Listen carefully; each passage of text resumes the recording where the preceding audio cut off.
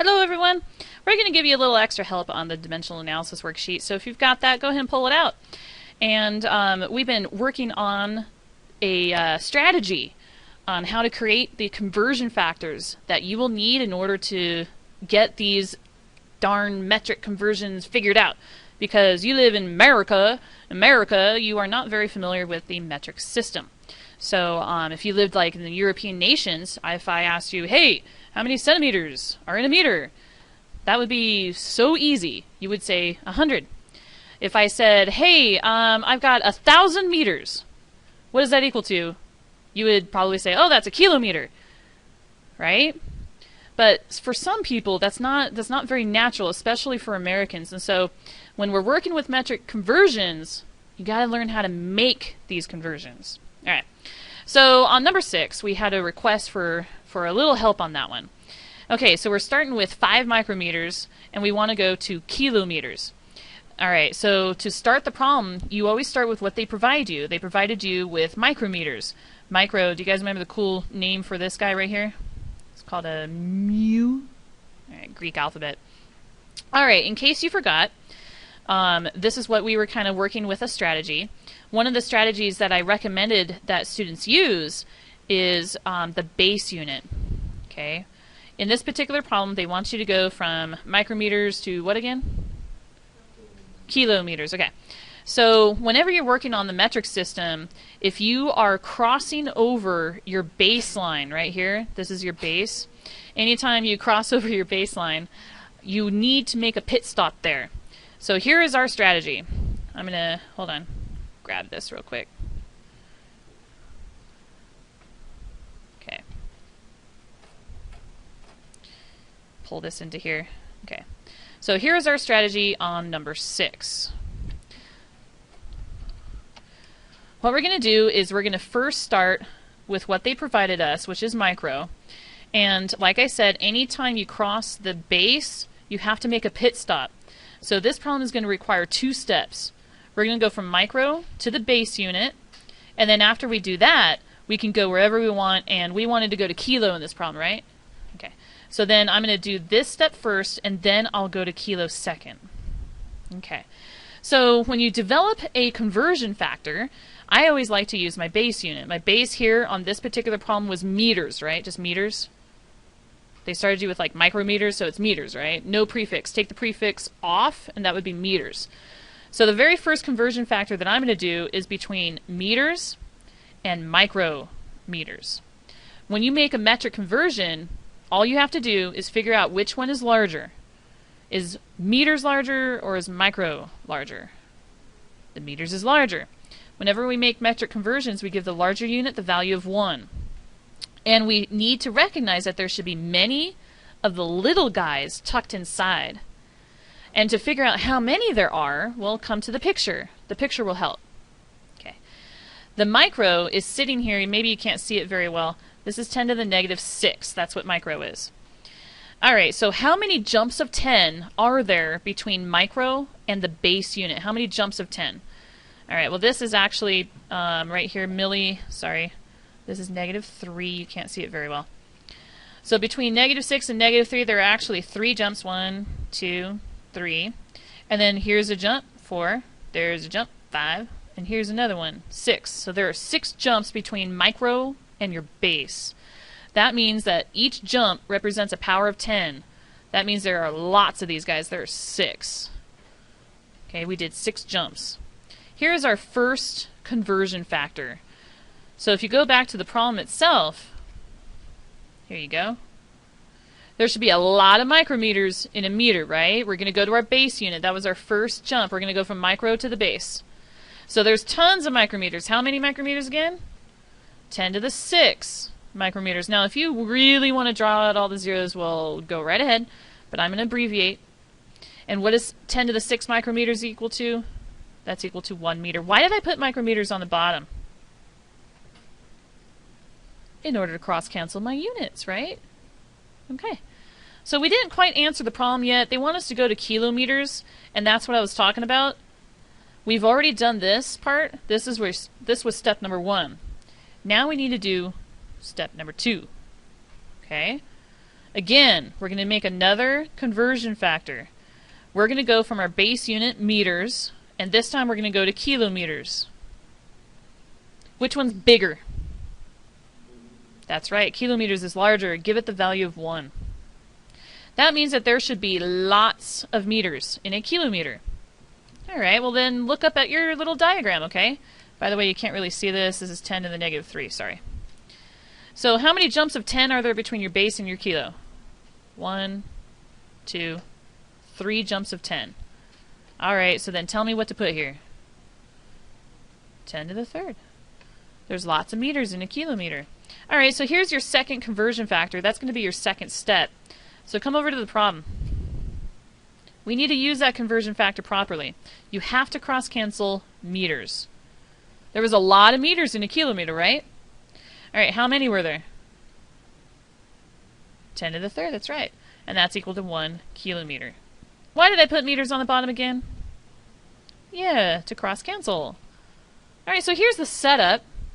I was telling my students here that you actually technically don't really need a calculator to do metric conversions. The problem is that some people don't know what 5 would be in scientific notation. Anybody have a guess of what 5 would be in scientific notation if you had to? Yeah, you got it?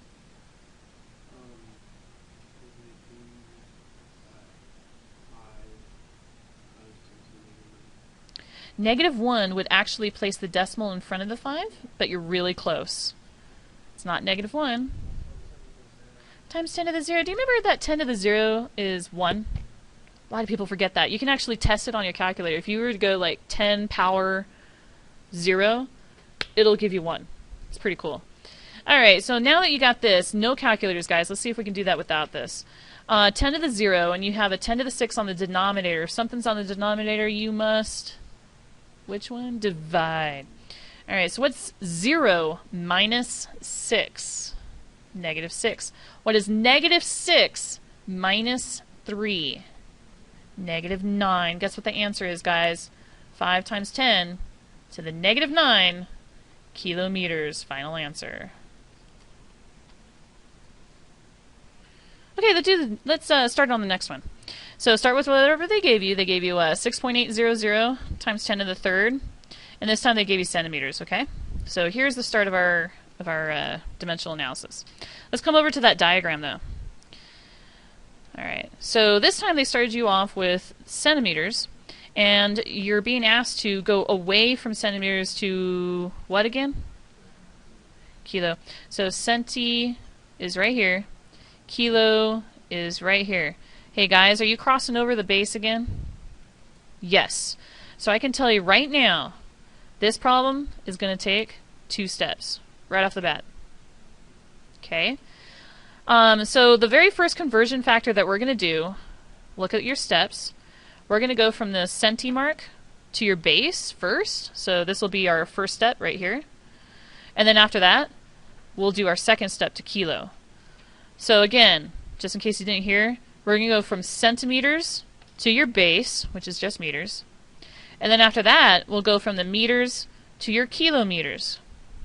2 steps. Alright, let's build our conversion factors like right now. Let's look at this first one, the first conversion factor here. Which one's larger, meters or centimeters? Meters is. Give it the value of 1. There should be lots of centimeters. How many centimeters? Look at how many jumps there are. 1. Yep, 10 to the second. Let's do our second conversion factor. Which one's bigger, meters or kilometers? Kilo, give it a value of 1. There should be lots of meters in there. Check how many jumps you have between your base and kilo. You have 3 jumps. 10 to the third. How easy is that? Alright, let's come back over here and fill them in properly. Make sure you're following very carefully those units. Centimeters up on top, you got to have centimeters down here. How many centimeters did you use in that first step? Go back and look. 10 to the 2. In other words, 100. 100 centimeters is equivalent to what? A meter. Good job. And that cross-canceled your centimeters. Well, now you're on meters, and you're trying to get to kilometers, okay? You have to cross-cancel meters first. So what did you say? You said that there was 1,000 meters in 1 kilometer. Cross-cancel that. So, hey guys, you got 2 numbers on the bottom. What are you going to do? Multiply or divide? Divide. So technically what you'd want to do is divide twice, and if you want to use your calculator, that's fine. But hey man, they gave it to you in scientific notation. Let's see if we can just roll with this, okay? 10 to the second is equivalent to 100. 10 to the third is equivalent to 1,000. Let's see if you guys can do this. 3 minus 2. That's still 1. 1 minus 3. Negative 2.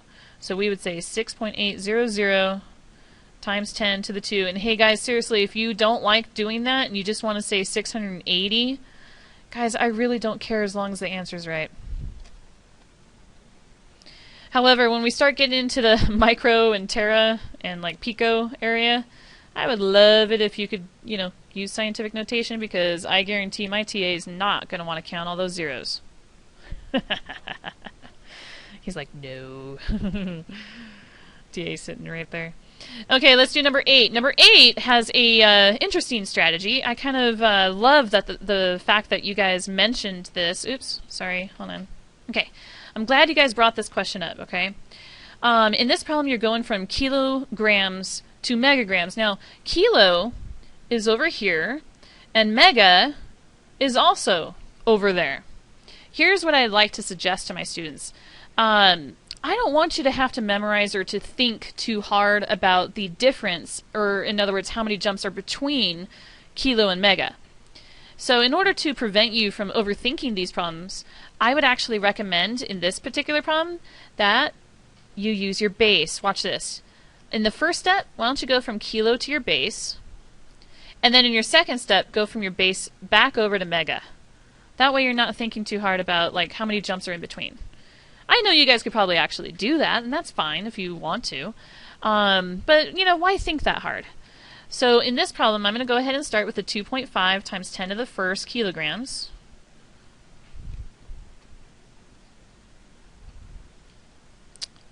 And then we're going to go from kilograms to your base. All right, everyone, which one's larger, kilograms or grams? Kilograms, so there should be lots of grams in there. How many? 10 to the third. Okay, so 1 kilogram is equal to 10 to the third grams. Cross cancel some units here. All right, and then what did I say we're going to do the second? We're going to go from the base back over to mega. So here we go. You got grams, and then you've got megagrams. Which one's bigger? Mega. That's right. So there should be lots of grams in a megagram. So what is mega equal to? Well, it's equal to 10 to the 6. Hopefully you can see that a little better now. So if it's equal to 10 to the 6, how many jumps are in between your base and mega? 6 jumps. So that'll be 10 to the 6. All right, let's follow our units. We got grams. I'm going to put grams down here. This will be 10 to the 6 grams. And what is that equal to? 1 megagram. And why did I put those grams on the bottom? Shoot, got to cross cancel. All right, so this one's unique. You've got some numbers on the top and numbers on the bottom. Okay, if it's on the top, you multiply. If it's on the bottom, you divide. This guy has a power of 10 sitting right here, so you don't need a calculator. Let's roll. What is 1 plus 3, since you're multiplying? That is 4. What is 4 minus 6? Negative 2. So the correct answer would be 2.5 times 10 to the negative 2 megagrams.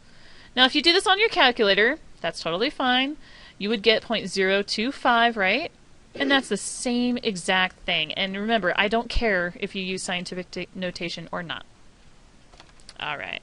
Hopefully this has helped you out a little bit on getting you a little bit more familiar with how to do metric conversions for dimensional analysis.